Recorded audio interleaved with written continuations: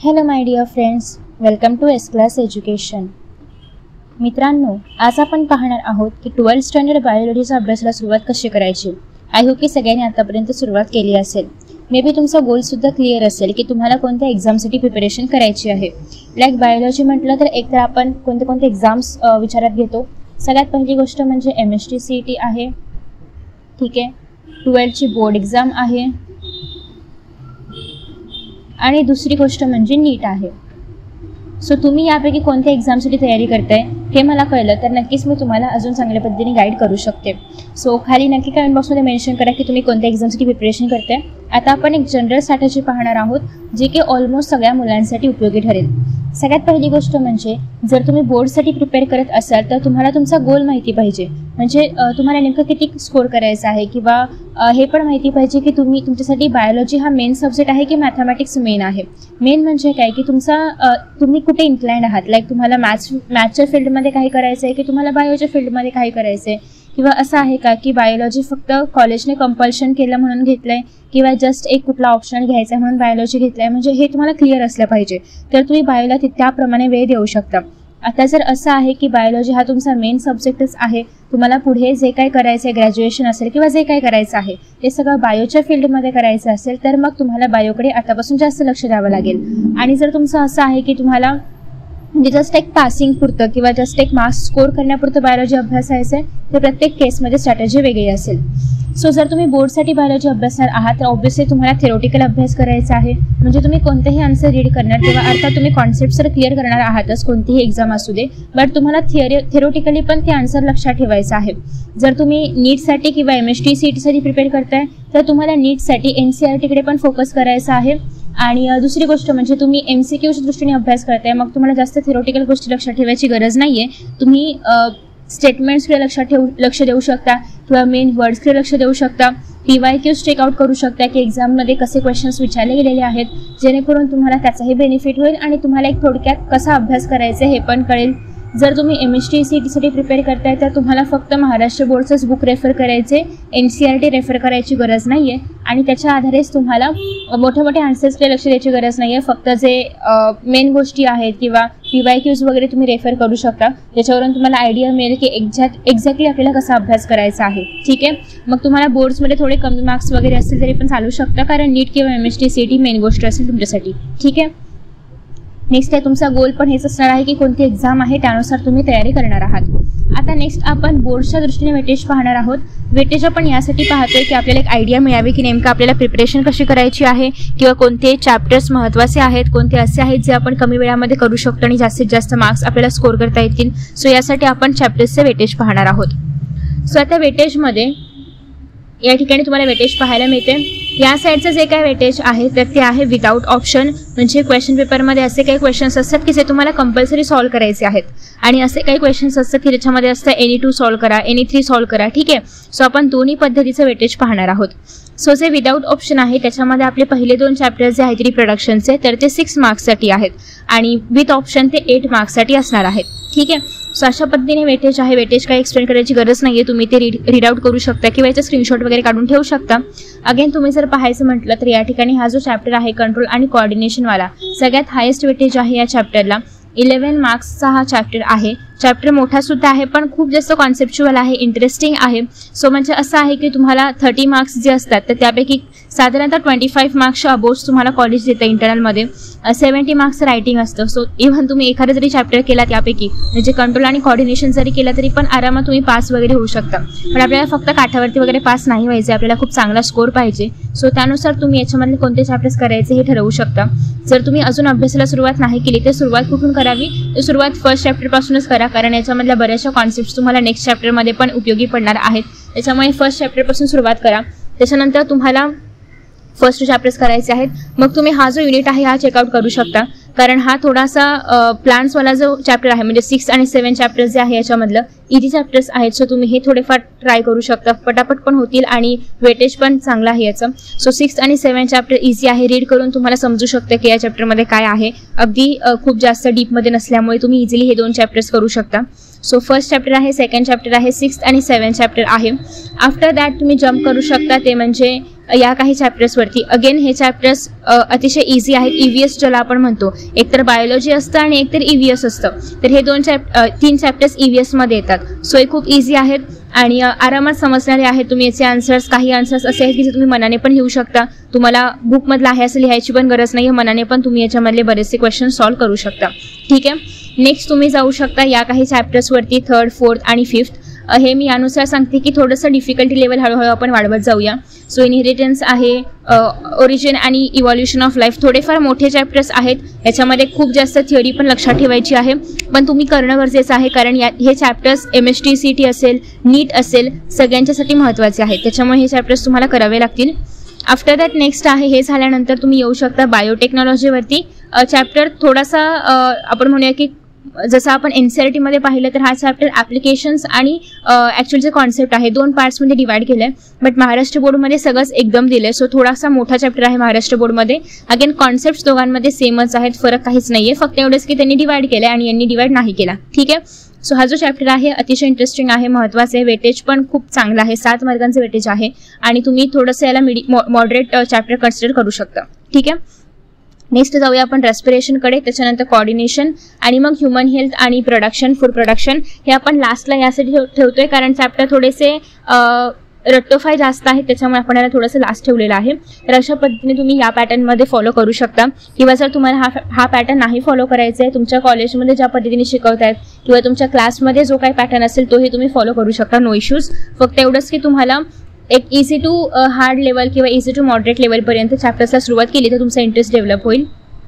After that next आहे early start करायचं आहे, कारण अर्थात बायोलॉजी आहे, त्याच्यामुळे तुम्हाला माहितीच आहे की बायोलॉजीमध्ये रट्टोफाय असतं, रट्टा मारावा लागतो, खूप साऱ्या गोष्टी लक्षात ठेवायच्या आहेत, त्याच्यामुळे त्याला वेळ जाऊ शकतो, समजून घ्यायच्या आहेत, लक्षात ठेवायचे आहेत. तोच पॅटर्न आहे, मॅथ्ससारखं नाही आहे की तुम्हाला एक फॉर्म्युला आला की तुम्ही इझिली करू शकता, असं नाही आहे.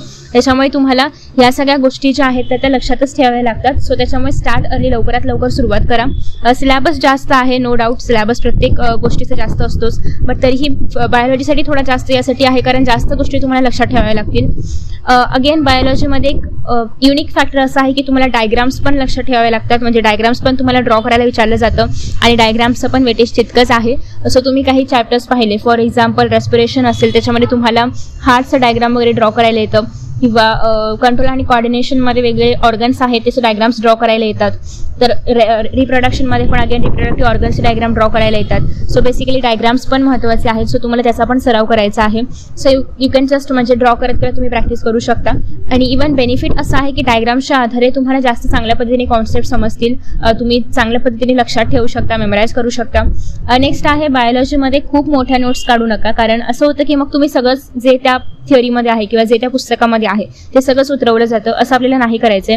शॉर्ट नोट्समध्ये आपण मोस्टली माइंड मॅप्स वगैरे बनवण्याचा प्रयत्न करतो. म्हणजे एखादी प्रोसेस आहे, फॉर एक्झाम्पल आपण घेऊया की रेस्पिरेशनची प्रोसेस आहे, तर त्याच्यामध्ये मग थ्रू नोज किंवा आउटर नॉस्ट्रिल्स पासून टिल द आपण म्हणूया डायफ्राम पर्यंत कसं वर्क होतं किंवा कशी बॉडी कुठे इनहेल करताना कशी वर्क करते, एक्सहेल करताना कशी वर्क करते, किंवा प्रत्येक ऑर्गनची हालचाल कशी होते, आउटवर्ड्स आहे, अप डाऊन आहे, अँटेरियर पोस्टेरियर आहे, कशा पद्धतीने त्याचं पोझिशन आहे, हे सगळं तुम्हाला फ्लोचार्टच्या हेल्पने लक्षात ठेवायचं रॅदर दॅन फक्त रायटिंग. सो तुम्ही जर फ्लोचार्ट लक्षात ठेवलं तुम्हाला MCQsला पण उपयोगी पडेल, तुम्हाला थिअरी लिहायला पण उपयोगी पडेल. ठीक आहे, सो सगळ्या ठिकाणी तुम्हाला उपयोगी पडेल.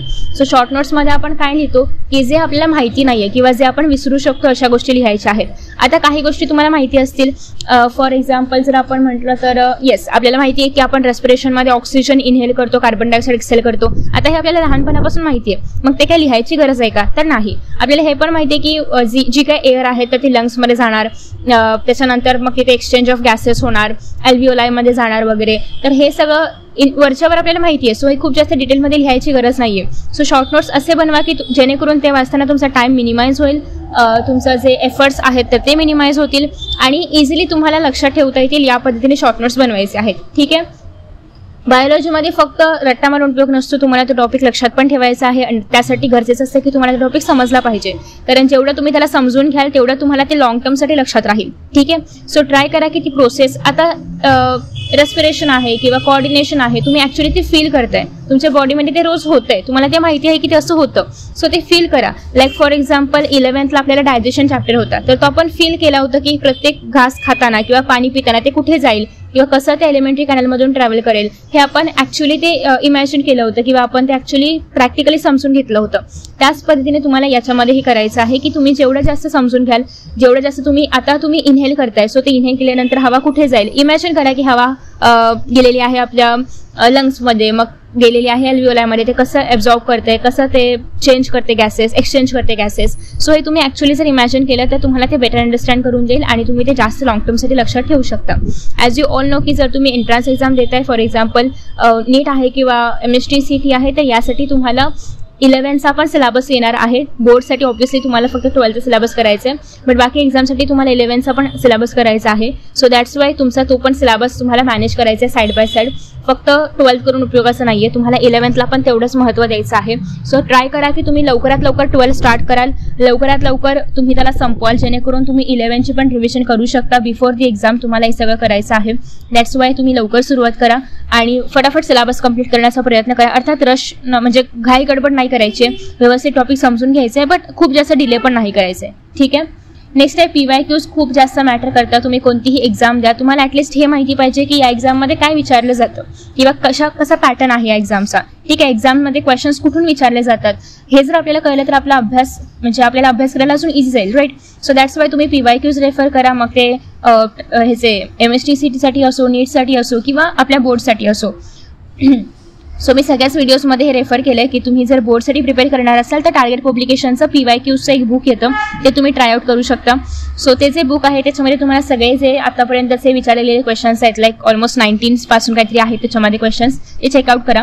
आणि बायोलॉजीमध्ये मोस्टली असं होतं, म्हणजे ऑलमोस्ट सगळ्याच विषयांमध्ये असं होतं बोर्ड्स एक्झामसाठी की खूप जास्त क्वेश्चन्स रिपीट होतात. म्हणजे जे मागच्या वर्षांमध्ये विचारले गेलेले आहेत तेच सेम विचारले जाणार, त्याच पॅटर्नचे विचारले जाणार. आणि बायोमध्ये असल्यामुळे आपण डेटा पण काही बदलू शकत नाही. लाईक मॅथ्समध्ये ॲटलिस्ट न्यूमेरिकल डेटा बदलून ते विचारू शकतात, पण बायोमध्ये काही बदलण्यासारखं नाहीये. म्हणजे तीच थिअरी राहणार आहे, तीच प्रोसेस आहे, त्याच्यामध्ये काही बदलू नाही शकत, राईट.